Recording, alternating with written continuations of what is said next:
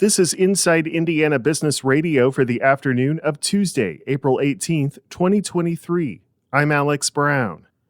The Indianapolis Zoological Society has announced Fanny Cornejo as the inaugural winner of the Emerging Conservationist Award. Cornejo is the co-founder of Yuncawasi, a Peruvian conservation organization that works to protect threatened species such as the yellow-tailed woolly monkey. We're really hoping that this award will take us to the next level, to be able to show the world the things that we can do and to be able to receive more support to be able to continue doing this amazing work. The award was created in connection with the Indianapolis Prize and comes with $50,000 for Cornejo to continue her conservation work.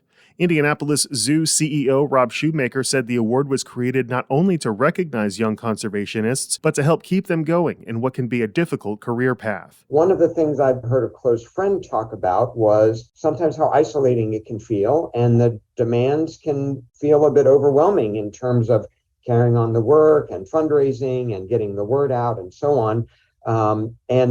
That's very easy to understand. So with this award, we really wanted to do two main things. When it comes to emerging conservationists or conservationists who are making a great impact, but still relatively early in their careers, we wanted to give them that foundation, both in terms of visibility and opportunity to get the word out, but also, as you mentioned, a $50,000 grant to move forward with. We wanted to provide that bit of encouragement and make sure they knew that they are greatly appreciated. Their work is tremendously valued, and the world cares about what they're doing. So that was paramount in this. Cornejo will formally receive the award at the Indianapolis Prize Gala in downtown Indianapolis on September 30th. Victims of the severe storms, including 23 tornadoes that slammed Indiana from March 31st to April 1st, are getting an extension to file their taxes. The IRS says individuals and businesses that are in counties located in the federal disaster declaration now have until July 31st to file their returns and make tax payments. Elkhart-based Patrick Industries says Chief Financial Officer Jake Petkovich will step down next month after accepting a senior leadership position with another company.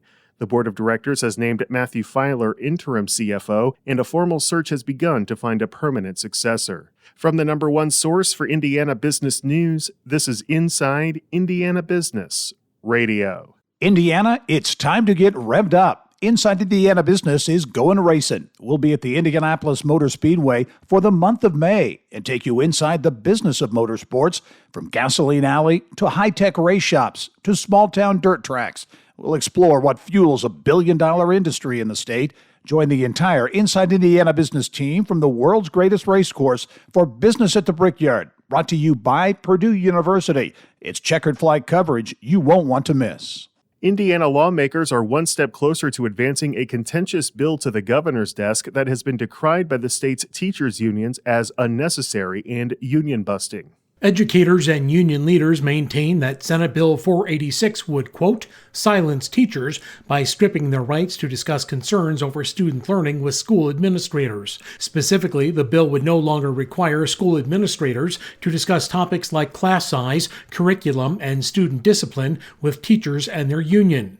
Republican lawmakers in favor of the bill have said it's a deregulation bill that will empower administrators and educators. They argue the changes would ensure discussions about working conditions are more open to non-union teachers and are not limited to the 16 topics in state law. But the Indiana State Teachers Association has pushed back, saying the bill would further erode teachers' collective bargaining rights. The state's largest teachers union rallied at the State House last week. Among their demands was a call for lawmakers to kill Senate Bill 486 and stop attacks on the teaching profession. The House voted 63-36 Monday, with 7 GOP legislators opposed, to send the proposal back to the opposite chamber for final approval. The bill barely passed the Senate earlier this session after facing bipartisan opposition. Wes Mills, Inside Indiana Business Radio. Missouri-based Unlimited Play has launched a crowdfunding campaign to build what it says will be the first inclusive playground in Posey County. The nonprofit is looking to raise $50,000 for the Avery's Place Playground, which could receive a matching grant from the Indiana Housing and Community Development Authority if the goal is reached. The nonprofit said Monday the funding will be used to transform a vacant space into a destination playground designed for all children, including those with disabilities.